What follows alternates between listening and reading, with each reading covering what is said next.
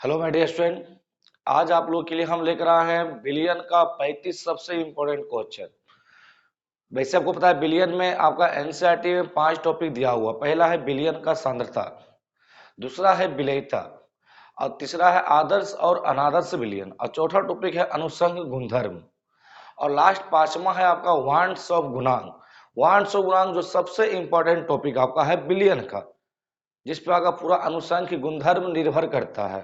तो वार्ष और गुणांक क्या था? वियोजन या संयोजन के पश्चात टूटने या मिलने के पश्चात मोलों की संख्या और उसके टूटने या मिलने के पूर्व मोलों की संख्या के अनुपात को वार्ष और गुणांक कहते थे।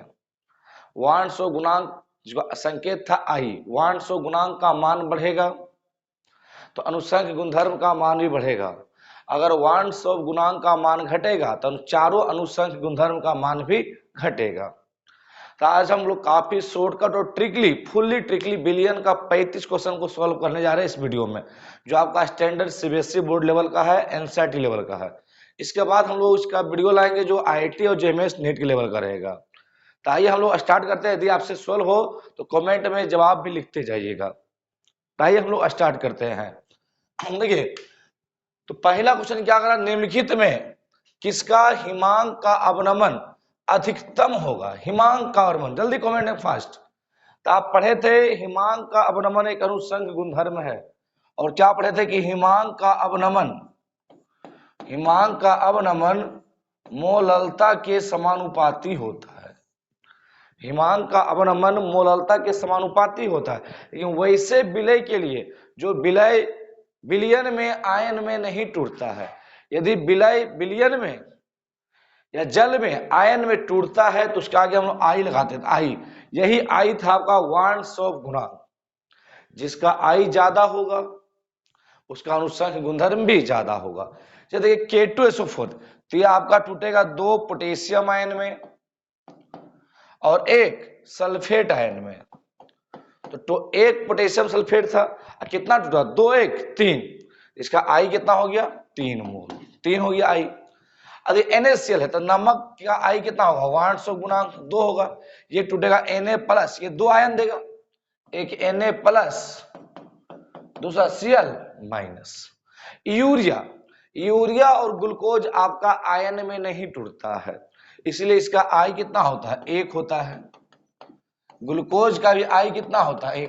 अगर 1 मोल ग्लूकोज को जल में डाले तो 1 ही मोल रहेगा, वह आयन में नहीं टूटता है। ये सब अनआयनिक होता है जो आयन में नहीं टूटते हैं। तो देखिए किसका हिमांक का अवनमन अधिकतम हो? जिसका आई, देखिए 1 नंबर K2SO4, इसका आई कितना है? 3 है। ये जल में घुलने पर 3 आयन देगा। और हम लोग पढ़े थे अनुसंख्य गुणधर्म विलयन का वैसा गुण है जो विलय के कणों की संख्या पर निर्भर करता है, ना कि विलय के कणों की प्रकृति पर। तो कणों की संख्या, और K2SO4 को जल में मिलाते हैं, ये 3 आयन देता है, 3 आयन। तो आई कितना हो गया इसका? 3। जिसका आई ज्यादा होगा उसका हिमांक का अवनमन हो या कोई भी चारों अनुसंग गुणधर्म हो, सभी का मान बढ़ेगा। आइए अगला क्वेश्चन।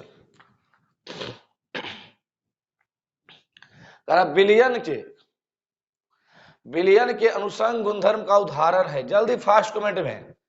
विलियन के अनुसंग गुणधर्म का उदाहरण है, ऑप्शन देखिए।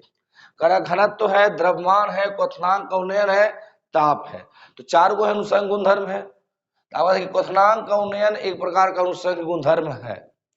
आपका सबसे मेन टॉपिक विलियन का है अनुसंग गुणधर्म, कोलिगेटिव प्रॉपर्टी, और एक है वांट्स ऑफ गुणांक। ये 2 टॉपिक विलियन का सबसे इंपॉर्टेंट और सबसे ज्यादा मार्क्स, सबसे ज्यादा क्वेश्चन पूछे वाला यही 2 टॉपिक है। अगला क्वेश्चन, घोलक विलायक के बोल सकते हैं, घोलक को विलायक ही बोल सकते हैं, विलायक। याद रखिए स्टेट बोर्ड में ये आपको घुलायक, तो घोलक के 1 kg में उपस्थित घुल बोल सकते हैं विलय को, घुल बोलते हैं इसको हम लोग, विलय को। तो घोलक के 1 kg में उपस्थित घुल के मोलों की संख्या को कहते हैं। तो 1 kg में उपस्थित विलय की मोलों की संख्या को मोललता कहते हैं, मोललता। और 1 लीटर विलियन में होता है मोलरता। अब नॉर्मलता होता है 1 लीटर बिलियन में उपस्थित समतुल्य की संख्या, 1 लीटर बिलियन में उपस्थित समतुल्य की संख्या, नॉर्मलता, जो आपको एनसीईआरटी के तीसरे चैप्टर इलेक्ट्रोकेमिस्ट्री में पढ़ाया जाएगा, जहां फैराडे का नियम है। नॉर्मलता क्या है, बिलियन में पढ़ा क्या, मोलरता, मोललता और मोलस, ये तीन को बेसिक है। अगला क्वेश्चन, तो वैसा घोल जो एक निश्चित ताप पर संयोजन में बिना किसी प्रकार के परिवर्तन का उबलता है, यानी वैसा विलयन जो एक निश्चित ताप पर उबलता है। तो आप पढ़े से याद कीजिए, ऋणात्मक विचलन में एक नीचे उसका टॉपिक था एनसीईआरटी में, एजियोट्रोपिक मिक्सचर या स्थिर क्वाथी मिश्रण, वैसा मिश्रण जो एक निश्चित ताप पर उबलता है। द्रव और वाष्प अवस्था में गुण और संगठन एक समान था, इसको बोलते हैं एजियोट्रोपिक मिक्सचर, या हिंदी में बोलते हैं स्थिर क्वाथी मिश्रण। जहां लोग पढ़े थे कि हाइड्रोक्लोरिक अम्ल और जल के मिश्रण में हाइड्रोक्लोरिक अम्ल होता है 20% और जल होता है आपका 80%। ठीक इसी प्रकार था आपका नाइट्रिक अम्ल और जल, तो नाइट्रिक अम्ल था 68%, जल था आपका 32%। आइए अगला क्वेश्चन, और आप लोग फास्ट कमेंट में आंसर का जवाब देते जाइए, फास्ट, काफी इंपॉर्टेंट, आप फुल्ली ट्रिकली सोल्व करेंगे, बस ये 3500 क्वेश्चन को अच्छी तरह देख लीजिए और एनसीईआरटी के क्वेश्चन को बैठ के सोल्व कीजिएगा जितना। और बिलियन में जो एनसीईआरटी का क्वेश्चन दिया हुआ है सॉल्यूशन का, काफी धांसू कॉन्सेप्ट और स्टैंडर्ड लेवल का क्वेश्चन है। एनसीईआरटी का क्वेश्चन सर कोई एरा गेरा क्वेश्चन नहीं होता है कि कहीं से उठा के डाल दिए हैं, एनसीईआरटी आपका स्टैंडर्ड है। एनसीईआरटी के बिलियन के क्वेश्चन को बनाकर देखिए, दिमाग का नट खुल जाएगा। एक क्वेश्चन में काफी समय लगेगा बनाने में, लेकिन हाँ लगे रहेंगे, बस पूरे बिलियन थ्योरी को माइंड में रखकर कॉन्सेप्ट से उसको सोल्व करना है। हाँ लेट होगा लेकिन सोल्व करेंगे। जो आपका एडवांस और जेएमएस लेवल का सारा क्वेश्चन है बिलियन का, एनसीईआरटी का। कौन ताप द्वारा प्रभावित नहीं होता है, जल्दी फास्ट, नॉर्मलता, मोललता, मोलरता, फॉर्मलता, जल्दी फास्ट। नॉर्मलता है 1 लीटर बिलियन में, मोलरता फॉर्मलता भी क्या है 1 लीटर बिलियन में। आपका मोललता होता है 1 केजी विलायक में, मोललता आपका, और मोलंस ये ताप द्वारा प्रभावित नहीं होता है। अगला क्वेश्चन, कैल्शियम नाइट्राइट में बोल रहा है बॉन्ड्स ऑफ गुणांक क्या होगा। कैल्शियम नाइट्राइट में इसको तोड़िए आयन में, ये आयनिक है, धातु और धातु से बना हुआ है। कैल्शियम को क्या देगा, कैल्शियम आयन देगा, एक कैल्शियम तो एक कैल्शियम आयन, दो नाइट्रेट है कितना हो, तो 2 नाइट्रेट आयन हो गया NO3 माइनस, तो आई कितना हो गया, आई होता है 100 गुना टूटने के पश्चात मोल, तो 2 1 3 मोल, 3 मोल में टूटा है, 2 मोल नाइट्रेट 1 मोल कैल्शियम आयन 3 मोल, बटे टूटने के पहले, तो पहले तो 1 ही मोल था, तो कितना हो गया टोटल 3 मोल, तो 100 गुना कितना हो गया 3 हो गया। अगला क्वेश्चन, 0.11 मोलल ग्लूकोज के, 0.01 मोलल है ग्लूकोज C6H12O6 के तुलना में 0.01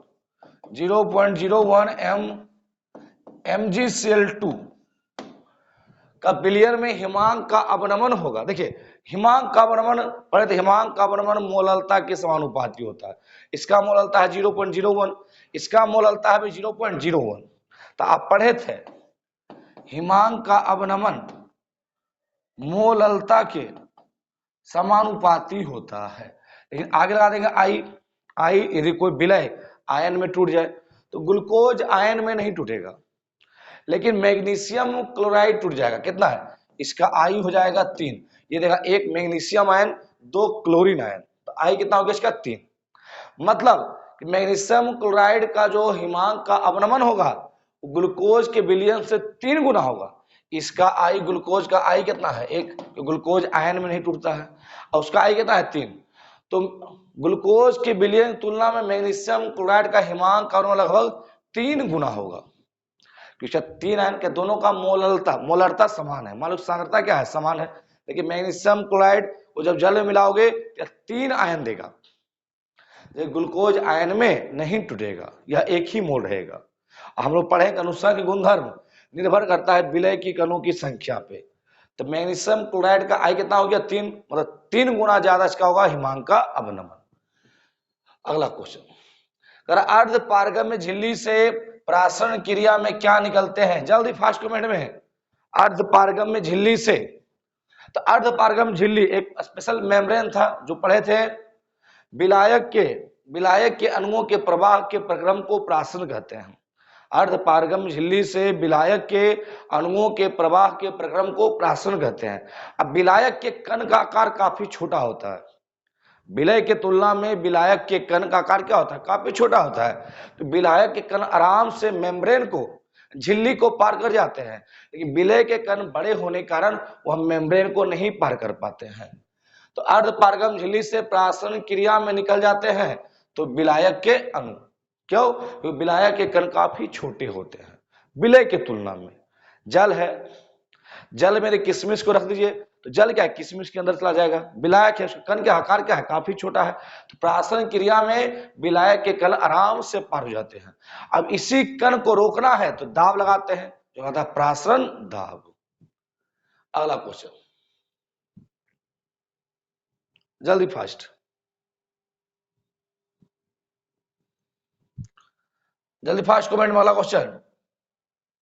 देखिए आपके बोर्ड पे स्क्रीन पे आ गया है। पहाड़ों पर जल का क्वथनांक कम जाता है क्यों, जल्दी फास्ट कमेंट में।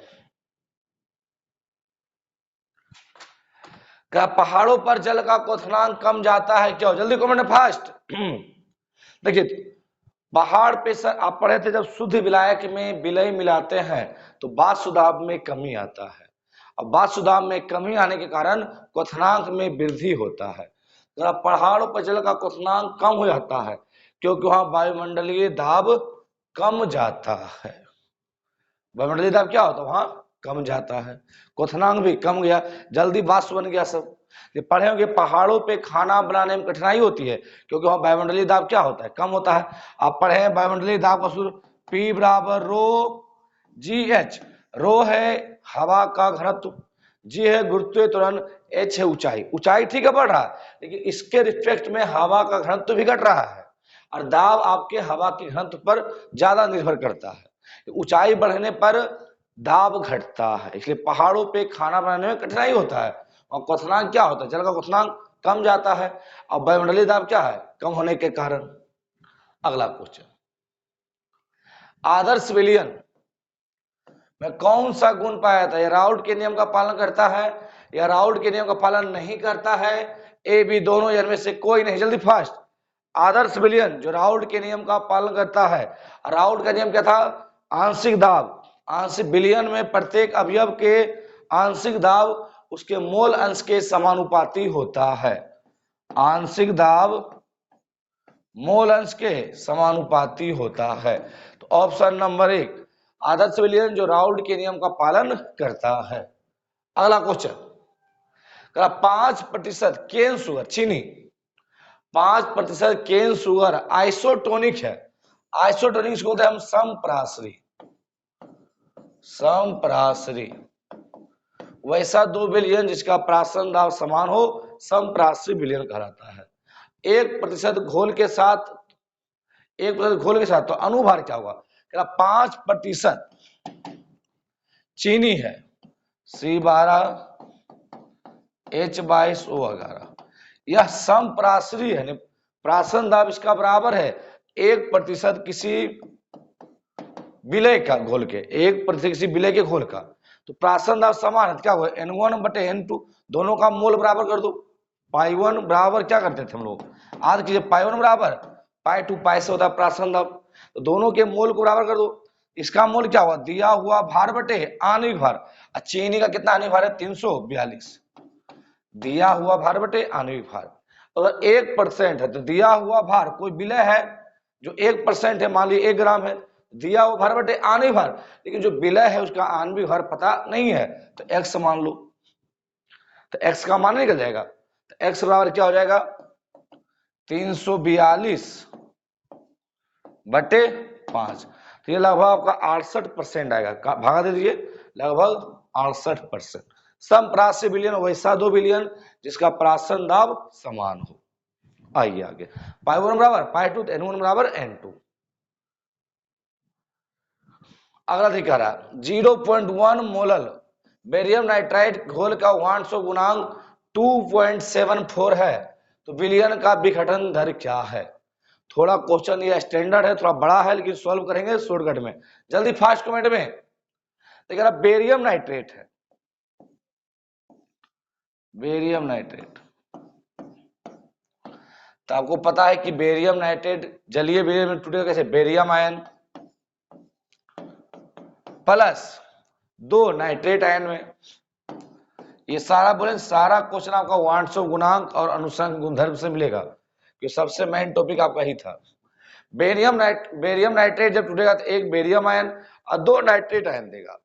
इसका प्रारंभिक सांद्रता 0.1। ये कॉन्सेप्ट आपका है 11th में पढ़े थे, साम्य अवस्था, इक्विलिब्रियम का कॉन्सेप्ट है। मान लीजिए कि आपका 0 है, प्रारंभिक सांद्रता 0.1। मान लीजिए कि इसका x मोल अभिक्रिया में भाग लिया, इधर क्या बनेगा, इधर भी बनेगा x, लेकिन ये क्या बनेगा 2x।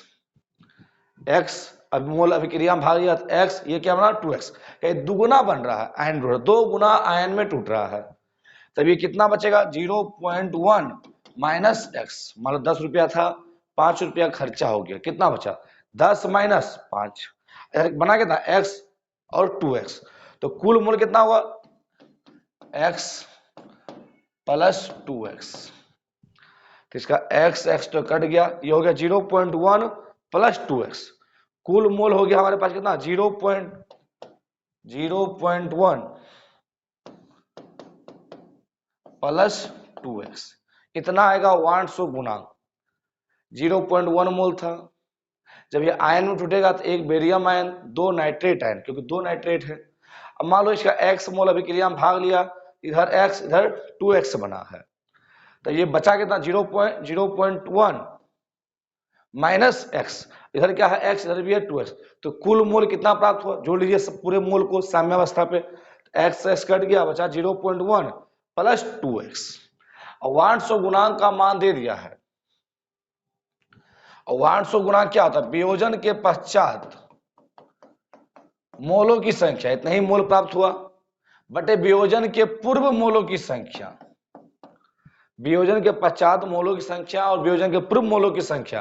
और आई का मान भी दिया हुआ, कितना दिया हुआ 2.74 बराबर 0.1 प्लस 2x बटे 0.1। ये परसेंटेज में निकालोगे तो x का मान आपका आएगा लगभग 87%। कैलकुलेट कर लीजिएगा, लगभग 87% आई का मान होगा। इस क्वेश्चन को थोड़ा लॉन्ग लगा हो, लेंदी लिंक खुद से सोल्व कीजिएगा। देखिए किस तरह बनाए, इसको तोड़ना है आयन में, 1 बेरियम आयन 2 नाइट्रेट आयन, प्रारंभिक सांद्रता है 0.1। मान लो x मोल अभिक्रिया में भाग लिया, तो उधर क्या बना था x एगो 2x का 2 गुना, एगो 2 नाइट्रेट था, 2 गुना बना था। अब लास्ट में सबको जोड़ दीजिए, कितना मोल प्राप्त हुआ। वांटसो गुणा क्या होता है, वियोजन के पश्चात इतना मोल प्राप्त हुआ, बट टूटने से पहले 0.1 मोल था। और आई का मान दे दिया, एक्स का मान पूछ रहा है, कितना टूटने का दर क्या था, लगभग आपका 87% आ जाएगा। अगला क्वेश्चन, एक जलीय विलयन का हिमांक, जलीय विलयन का हिमांक दिया हुआ है -0.186 डिग्री सेल्सियस। इस विलयन के लिए केबी का मान दिया हुआ डिग्री में, केएफ का मान दिया हुआ है, तो क्वथनांक उन्नयन ज्ञात करें। देखिए हिमांक का अवनमन दिया है, आपसे क्वथनांक का उन्नयन पूछ दिया है, तो आप पढ़े थे हिमांक का अवनमन और क्वथनांक का उन्नयन दोनों मोललता छोटी हम मोललता के समानुपाती होता है, तो एक दूसरे में कन्वर्ट कर सकते हैं। जैसे देखिए क्या हम पढ़े थे कि हिमांक का अवनमन मोललता के समानुपाती होता है। और देखिए हिमांक का अवनमन दिया हुआ है, कितना दिया हुआ है, विलयन का हिमांक बिंदु होता है, तो विलयन का हिमांक बिंदु क्या था, शुद्ध विलायक का हिमांक माइनस विलयन का हिमांक, तो ये आपका लगभग आ जाएगा 0.186 डिग्री सेल्सियस का। शुद्ध विलायक का हिमांक कितना होता है 0 डिग्री, जीरो कितना लगभग 0.186।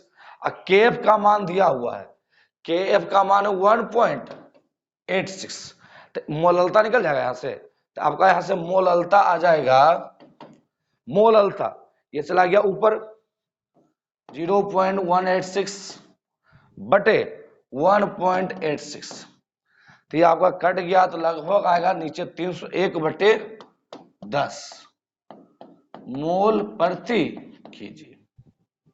हिमांक का अवनमन मोललता के समानुपाती होता है। और आप पढ़े थे हिमांक का अवनमन क्या था, T node F minus T F. जल का, शुद्ध जल का हिमांक कितना था, 0 डिग्री सेल्सियस। अरे सेल्सियस में ही सब चीज दिया हुआ है, मान हम भी सेल्सियस में ही लेंगे। माइनस शुद्ध विलायक का, शुद्ध विलयन का हिमांक कितना है, माइनस, तो माइनस प्लस हो गया, 0.186 था, लगभग यही आ जाएगा 0.186। मोललता, यहाँ से मोललता निकालिए, केफ का मान दिया हुआ था 1/10। और पूछा क्वथनांक का उन्नयन, तो पढ़े थे क्वथनांक का उन्नयन भी मोललता के समानुपाती होता है, वही विलयन है। तो मोललता तो निकल गया, केबी का मान दिया हुआ, कितना दिया हुआ है, 0.512 डिग्री। तो केबी का मान दिया हुआ, मोललता का मान कितना आया था, 1/10। तो कितना हो गया, भागा दोगे तो 0.0512 हो जाएगा केल्विन, डिग्री सेल्सियस 0.0512। देखिए option number B, option number B बड़ा मजेदार। ये क्वेश्चन आपका जेमेंस का पूछा हुआ क्वेश्चन है। तो हिमांक का अवनमन और क्वथनांक का उन्नयन दोनों का कॉन्सेप्ट है। पहले हिमांक, विलयन का हिमांक दिया हुआ है, तो हिमांक का अवनमन मोललता के समानुपाती होता है, तो यहाँ से मोललता निकाल लेंगे और क्वथनांक के उन्नयन में मान पुट कर देंगे, आ जाएगा क्वथनांक का उन्नयन। क्योंकि हिमांक का अवनमन और क्वथनांक का उन्नयन दोनों मोललता के समानुपाती होता है। अगला क्वेश्चन, सामान्य ताप एवं दाब पर किसी गैस के 1 मोल का आयतन, जल्दी फास्ट कमेंट में, 1 मोल गैस का आयतन क्या होगा। तो आप पढ़े थे कि 1 मोल बराबर था 6.022 गुना 10⁻23।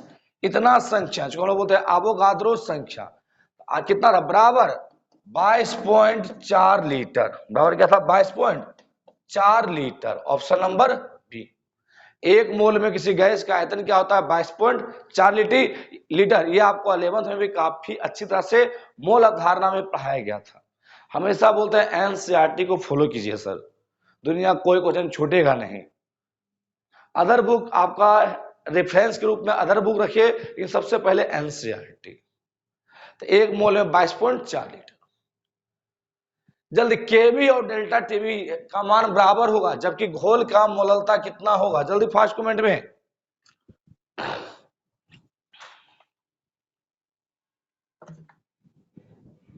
जल्दी, आप पढ़े थे कि क्वथनांक का उन्नयन मोललता के समानुपाती होता है। यहां क्या कर रहा है, क्वथनांक का उन्नयन मोललता के बराबर है। क्वथनांक का उन्नयन, क्वथनांक उन्नयन स्थिरांक के बराबर है, तो मोललता का मान कितना होगा, 1 होगा। जब मोललता का मान 1 होगा, क्वथनांक का उन्नयन क्वथनांक स्थिरांक के बराबर होगा। Option number 1। अगला क्वेश्चन बहुत स्टैंडर्ड है एनसीईआरटी का, बेंजोइक अम्ल का, बेंजोइक अम्ल का बेंजीन घोल में 1 गुणांक क्या होगा, जल्दी फास्ट। जैसे याद जाते हैं, एगो इथेनोइक अम्ल होता है, इथेनोइक अम्ल या बेंजोइक अम्ल दे दिया है, या एनसीईआरटी आपका दिया हुआ इथेनोइक अम्ल का बेंजीन घोल में 100 गुणांक, जल्दी कमेंट में फास्ट। ये कई बार आपका नीट और जेईई से पूछा हुआ क्वेश्चन है। देखिए बेंजोइक अम्ल का बेंजीन घोल में 100 गुणांक क्या होगा। देखिए आपका क्या होता है, एसिटिक अम्ल हो, देखिए एसिटिक अम्ल या बेंजोइक अम्ल का बेंजीन में होता है द्वितीयकरण, डाइमेराइजेशन, मतलब 2 मोल अगर इथेनोइक अम्ल को हम बेंजीन में मिलाते हैं तो यह हो जाता है 1 मोल। कितना हो जाएगा, ये 1 मोल हो जाता है, क्योंकि अम्ल में होता है हाइड्रोजन बंधन। अरे ऐसा होता है हाइड्रोजन बंधन के कारण इथेनोइक अम्ल या बेंजोइक अम्ल को जब बेंजीन के घोल में मिलाते हैं तो 2 मोल मिलाने पर 1 मोल प्राप्त होता है, इसको डाइमेराइजेशन। 2 मोल से 1 मोल बन गया है। 100 गुणांक क्या होता है, वियोजन या संयोजन, या संयोजन हो रहा है 2 मोल से 1 मोल संयोजन। अब वियोजन में क्या होता है, टूटता है, तो 100 गुणांक का संयोजन या वियोजन के पश्चात 1 मोल प्राप्त हो रहा है, 1 मोल। संयोजन या वियोजन के पश्चात मोलों की संख्या बटे संयोजन या वियोजन के पूर्व मोलों की संख्या। पहले क्या था, 2 मोल, 2 मोल लिए, हो कितना गया हुआ, 1 मोल। 1 मोल 1/2 कितना आ गया, 0.5, वहां कितना गया, सी। एनसीईआरटी के काफी अच्छी तरह से 800 गुणांक में लाइन लिखा हुआ है कि एथेनोइक अम्ल का बेंजीन घोल में डायमिलाइजेशन होता है, मतलब 2 मोल मिलाते हैं तो 1 मोल बन जाता है, हाइड्रोजन बंधन के कारण ऐसा होता है, हाइड्रोजन बंधन के कारण। तो बेंजोइक अम्ल का बेंजीन घोल में 800 गुना कितना होगा 0.5। इसको बोलते हैं संयोजन अभिक्रिया। 2 मोल मिलकर 1 मोल का निर्माण कर। अच्छा नमक है तो NaCl है, नमक एक अणु है, 1 मोल है, अगर जल में मिलाएंगे तो टूट जाएगा Na+Cl- में 1 मोल से 2 मोल बन गया। यहाँ उसका उल्टा है, यहाँ 2 मोल से 1 मोल बन रहा है, तो निकाल देंगे 800 गुना। अगला देखिए क्या है, 250 मिलीलीटर घोल में 4 ग्राम सोडियम हाइड्रोक्साइड घुले रहने पर घोल की मोलरता क्या होगा। जल्दी फास्ट, ये एनसीईआरटी का क्वेश्चन है, जल्दी, काफी इजी क्वेश्चन है, 2 सेकंड में उड़ा दोगे, जल्दी फास्ट। देखिए विलेय प्लस विलायक क्या बनाता है, विलयन, विलेय प्लस विलायक। थोड़ा फास्ट बना के कमेंट कीजिए, हम काफी स्लो बना रहे हैं, थोड़ा आप लोग फास्ट बनाइए। तो विलेय कितना है 4 ग्राम है, वो भी क्या है सोडियम हाइड्रोक्साइड है, ये आपका है 4 ग्राम। अब विलायक कितना है 250 मिलीलीटर, और जो आयतन होता है विलायक का वही आयतन होता है विलयन का, जो आयतन होता है विलायक का वही आयतन होता है विलयन का। अब मोलरता, मोलरता तो मोल निकालेंगे, विलय का मोल, मोल क्या होता है दिया हुआ भार, तो 4 ग्राम दिया है, बटे आणविक भार, सोडियम हाइड्रोक्साइड का आणविक भार होता है 40 ग्राम, सोडियम 23 ऑक्सीजन 16 23 16 39 1 40, दिया हुआ भार बटे आणविक भार 1/10 मोल।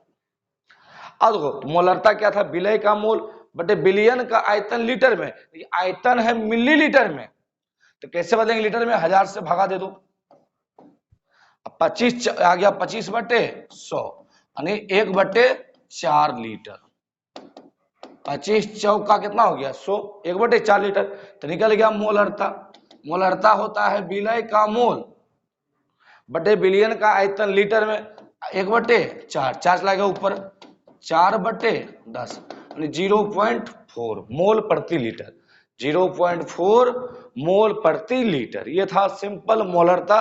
ये 11th का ही कॉन्सेप्ट, लेकिन आपका स्टेट बोर्ड, आपका यूपी बोर्ड हो या बिहार बोर्ड हो, वो इस तरह का ही क्वेश्चन ज्यादा फोकस करता है, नॉर्मल। अगला मोलरता,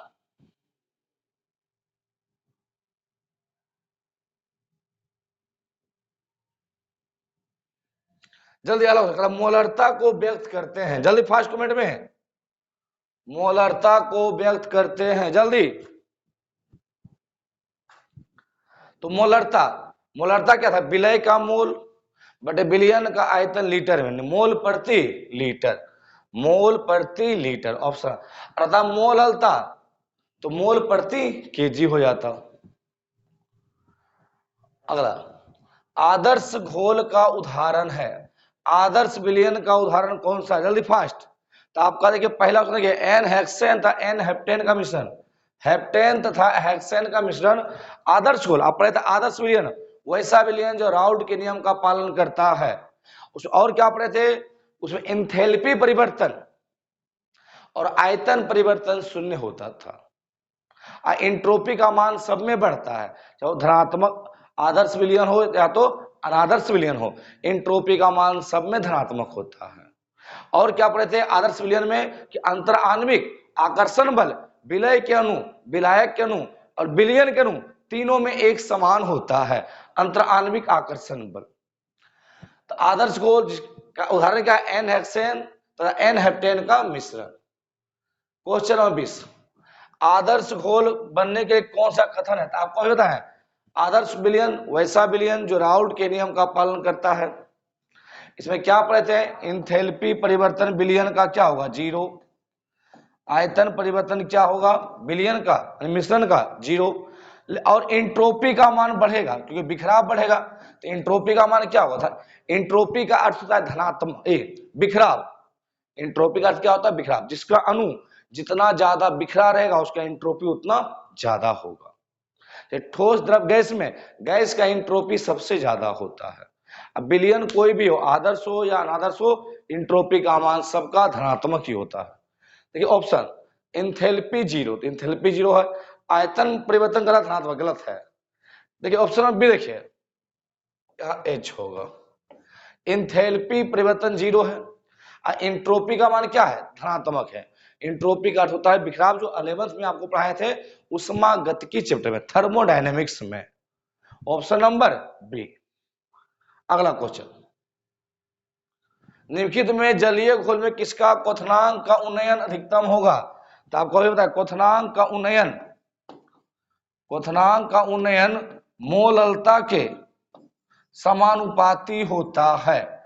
अगर विलय जलीय विलयन में आयन में टूट रहा है, तो जो जितना आयन में टूटेगा उसका वांटसो गुणांक उतना ज्यादा होगा, और वांटसो गुणांक आई बढ़ेगा तो अनुसंग गुणधर्म भी बढ़ेगा। ये देखिए, यह सोडियम हाइड्रोक्साइड है, तो ये टूटेगा Na+OH माइनस, तो इसका आई कितना हो गया 2, एक सोडियम आयन एक हाइड्रोक्साइड आयन। बी में देखिए सोडियम सल्फेट है, तो ये टूटेगा 2 सोडियम आयन में, क्या 2 सोडियम है और एक सल्फेट में, तो इसका आई कितना हो गया 2 1 3 सोडियम सल्फेट का। अमोनियम नाइट्रेट, ये टूटेगा अमोनियम आयन, ये जब जलीय विलयन में मिला होगा तो अमोनियम आयन और एक देगा नाइट्रेट आयन, तो एक एक 2 आयन, इसका आई कितना हो गया 2। पोटेशियम नाइट्रेट, ये टूटेगा K+NO3 माइनस, तो ये भी 2 आयन देगा, एक पोटेशियम आयन एक नाइट्रेट आयन, आई कितना इसका हो गया 2। देखिए किसका आई ज्यादा है, ज्यादा आई आपका बी का है, ज्यादा आयन देगा। और हम लोग पढ़े हैं अनुसंख्य गुणधर्म विलय के कणों की संख्या पर निर्भर करता है, तो ज्यादा आयन दे रहा है तो अनुसंख्य गुणधर्म या कहिए अनुसंख्य गुणधर्म या क्वथनांक का उन्नयन जो भी हो, चारों क्या होगा सबसे ज्यादा होगा, चारों अनुसंख्य गुणधर्म जिसका आई ज्यादा होगा। सबसे मेन टॉपिक था विलयन का अनुसंख्य गुणधर्म। अगला क्वेश्चन, क्वेश्चन नंबर 22,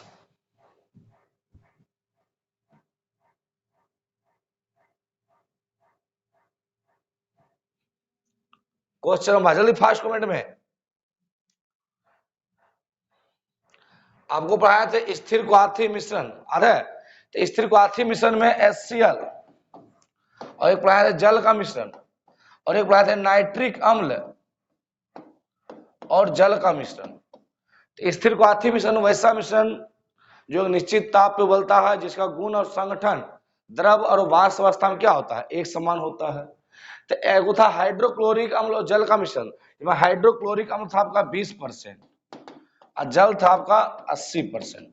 एक था नाइट्रिक अम्ल और जल, तो नाइट्रिक अम्ल शायद आपका नाइट्रिक अम्ल था 68% और जल था आपका 32% स्थिर क्वाथी में।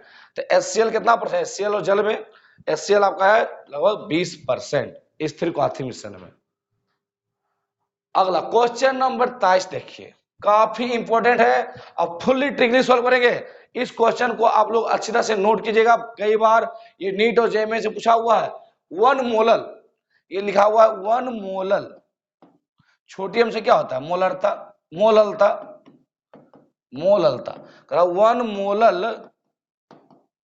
1 मोलल जलीय विलयन में मोल प्रभाजनी, विलय का मोल प्रभाजनी मोल अंश क्या हुआ। ये क्वेश्चन आपका देखिए एक मिनट, इस क्वेश्चन को हम अच्छी तरह लिख लेते हैं। ये क्वेश्चन का रहा 1 मोलल जलीय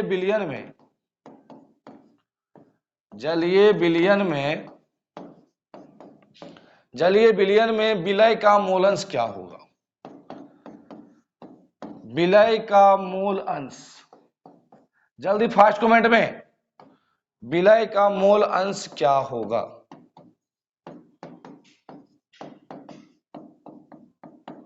जल्दी फास्ट कमेंट में, एक मोलल, एक मोलल का अर्थ क्या होता है जिसका मोललता 1 हो, मोललता कितना हो 1 हो। अब मोललता क्या था, विलय का मोल बटे विलायक का भार केजी में, अगर विलय का मोल 1 हो अब विलायक का भार 1 केजी हो तो मोललता 1 नहीं आएगा।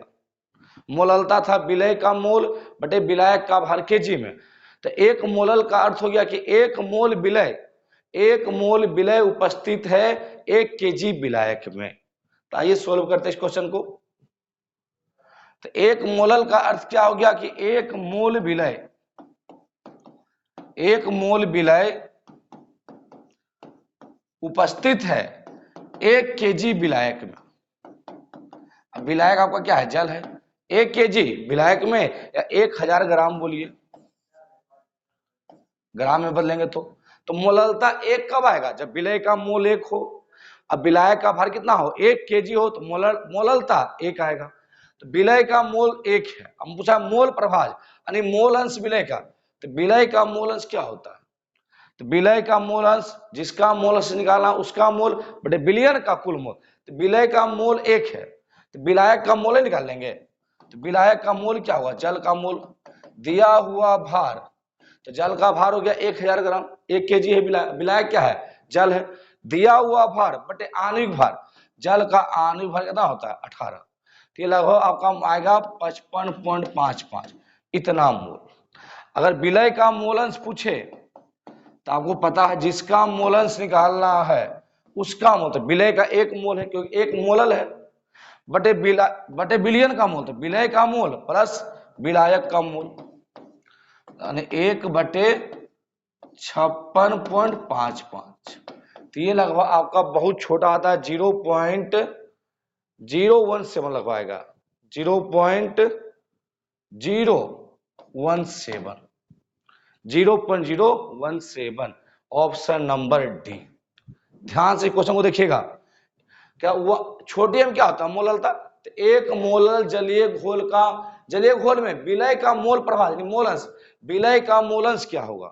तो 1 मोलल, मोललता ध्यान सुनिएगा, मोललता 1 कब होगा? जब विलय का मोल 1 होगा। अब विलायक का भार कितना हो? 1 केजी। विलायक क्या है? जल। तो जल का मोल निकालेंगे, दिया हुआ भार 1 केजी 1000 ग्राम बटे आणविक भार 18 ग्राम, जिसका मोलंश निकालना है उसका मोल बटे कुल मोल। और इस क्वेश्चन को समझें तो कमेंट में जरूर हाँ लिखिएगा, यस सर क्वेश्चन नंबर 23 को हम समझ चुके हैं। नहीं समझे क्लास से पूछिएगा या फिर से इसको सॉल्व करेंगे।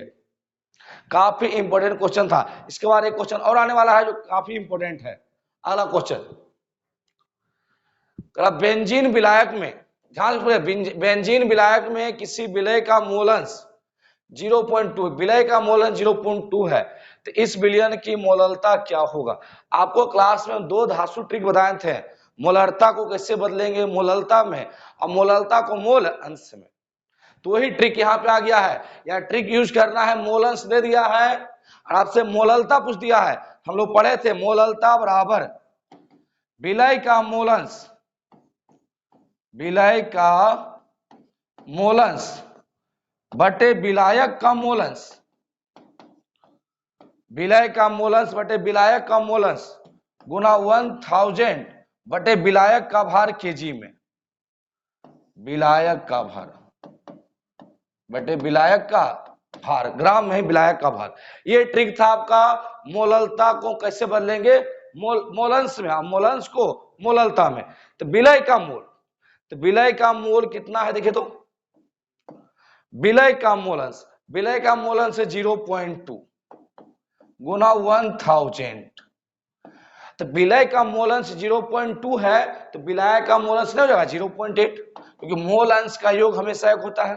तो विलय का मोलंश 0.2 है तो विलायक का मोलंश क्या होगा? 0.8, 1 में घटा लेंगे, गुना विलायक का भार, बेंजीन है विलायक C6H6, तो बर 6 72, 72 6 78 ग्राम, 78, तो गुना भाग कर दीजिए, देखिए कितना आएगा। ये सुना उड़ गया, 2 चौका 8, ऊपर 1000 बचा, नीचे 4 गुना 78, देखिए 25 चौका 100, ये 250 बार में कट जाएगा, 250 बटे 78, तो ये आपको कटेगा 24, लगभग 3 बार में कट जाएगा। ये 3.2 आ जाएगा मोललता, 3.2। काफी धांसू कॉन्सेप्ट था। अगर मोलंश दिया हो और मोललता आपसे पूछ दे, इस ट्रिक पे आप आराम से उड़ा सकते हैं। मोलंश से कैसे बदलेंगे मोललता में, इसको काफी अच्छी तरह से कॉपी में नोट कीजिएगा। ऐसा ट्रिक बहुत कम जगह मिलता है आपको कि मोललता को कैसे बदलेंगे मोल अंश में। जितने भी आपके दोस्त हैं इस वीडियो को जरूर शेयर कीजिएगा, मोललता को कैसे बदले मोल अंश में। और आपके लिए होमवर्क देते हैं, ऐसा ही ट्रिक खोज कीजिए, मोलरता को कैसे बदलेंगे मोललता में, मोलरता को मोललता में। काफी स्टैंडर्ड लेवल क्वेश्चन है सर। अगला क्वेश्चन 24 हो चुका है। अगला आदर्श विलयन बनाने के कारण अवयवों के एंथैल्पी परिवर्तन होता है। तो अभी आपको बताया कि आदर्श विलयन वैसा विलयन जो राउल्ट के नियम का पालन करता है, जिसमें एंथैल्पी परिवर्तन 0, ना तो उष्मा का अवशोषण होता है ना उष्मा का उत्सर्जन होता है, जो क्या आदर्श विलयन कहलाता था। इसका ऑप्शन कितना हो गया? Option number 1। जल्दी फास्ट कमेंट में आदर्श विलयन का गुण है, जल्दी फास्ट। तो आदर्श विलयन में क्या है? एंथैल्पी परिवर्तन 0 होगा। जल्दी फास्ट कमेंट में देखिए, एंथैल्पी परिवर्तन 0, आयतन परिवर्तन भी क्या होगा? 0। ऑप्शन नंबर सी, दोनों ए और बी दोनों आपका होगा आदर्श विलयन से। अगला क्वेश्चन, क्वेश्चन 27, राउल्ट्स के नियम से धनात्मक विचलन की स्थिति में अंतराण्विक आकर्षण बल होता है। जल्दी कमेंट में करा राउल्ट के नियम। तो आप पढ़े थे राउल्ट का नियम आंशिक दाब मोल अंश के समानुपाती होता है। आंशिक दाब मोल अंश के समानुपाती होता है, यह राउल्ट का नियम था, जो आपका आदर्श विलयन इसी ग्राफ का फॉलो करता है। आदर्श विलयन जिसमें अंतराण्विक आकर्षण बल सभी में एक समान था, लेकिन ऋणात्मक विचलन में 2 स्थिति था। एक था आपका धनात्मक विचलन, एक था आपका ऋणात्मक विचलन। तो ऋणात्मक विचलन कब होगा? जब विलयन का वासुदाब राउल्ट के नियम से कम होगा।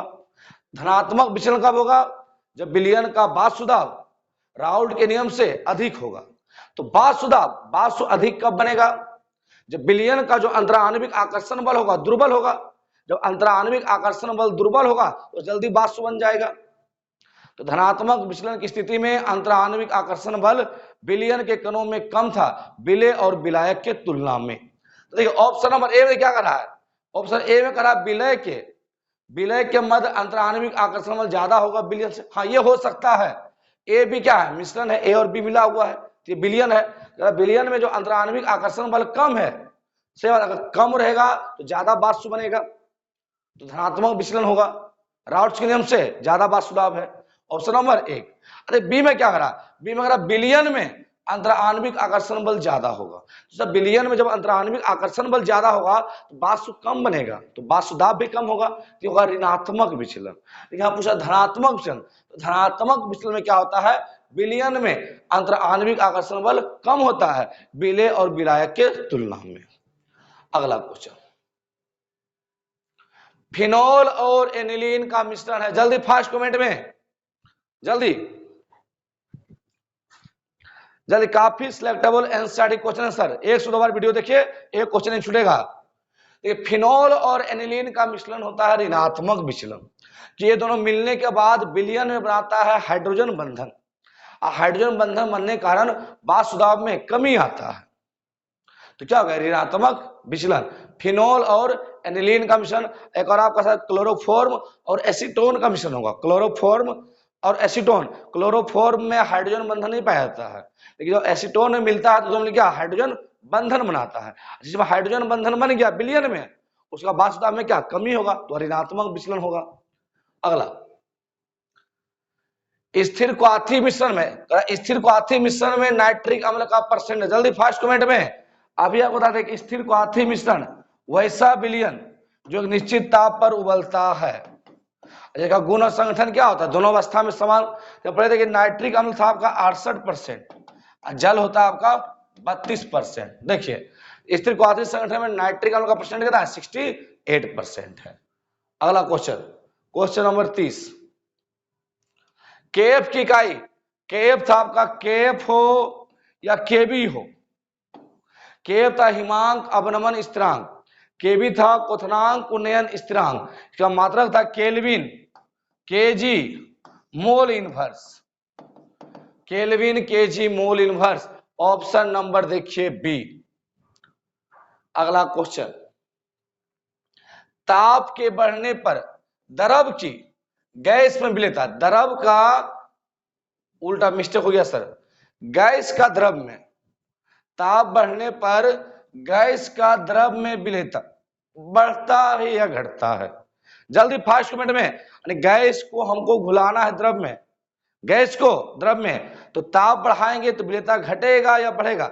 आपको हम बताए थे कि मछलियां, जो जलीय जीव है, मछलियां ठंडे पानी में रहना अधिक पसंद करता है, क्योंकि ठंडे पानी का तापमान कम होता है और तापमान घटने पर ऑक्सीजन का विलेयता जल में बढ़ता है।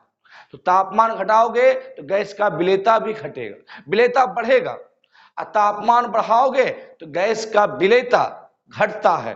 तो तापमान बढ़ने पर गैस का द्रव में विलेयता घटता है, और दाब बढ़ाने पर गैस का विलेयता भी बढ़ता है। अगला क्वेश्चन, जल्दी फास्ट कमेंट, अगला क्वेश्चन जल्दी।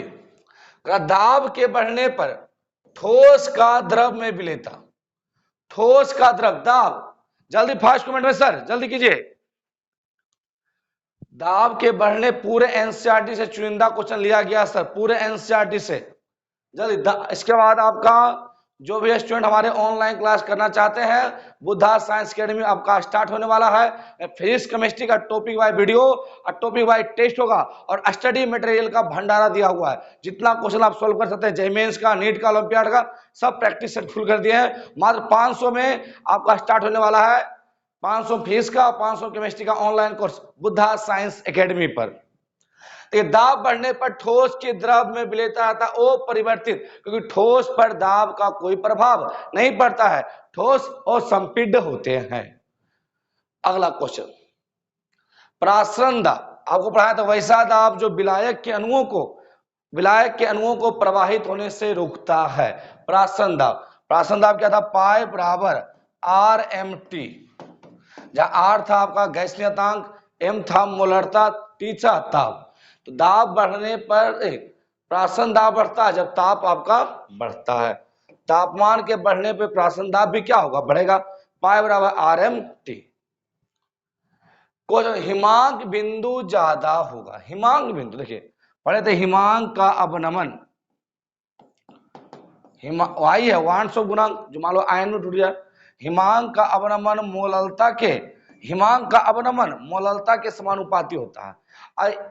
हिमांक का अवनमन क्या था, शुद्ध विलायक का हिमांक माइनस विलयन का हिमांक बिंदु, माइनस लगा हुआ है। यहाँ पूछा हिमांक बिंदु ज्यादा होगा, तो हिमांक बिंदु उल्टा होता है, जिसका आई ज्यादा होगा उसका हिमांक बिंदु कम होगा।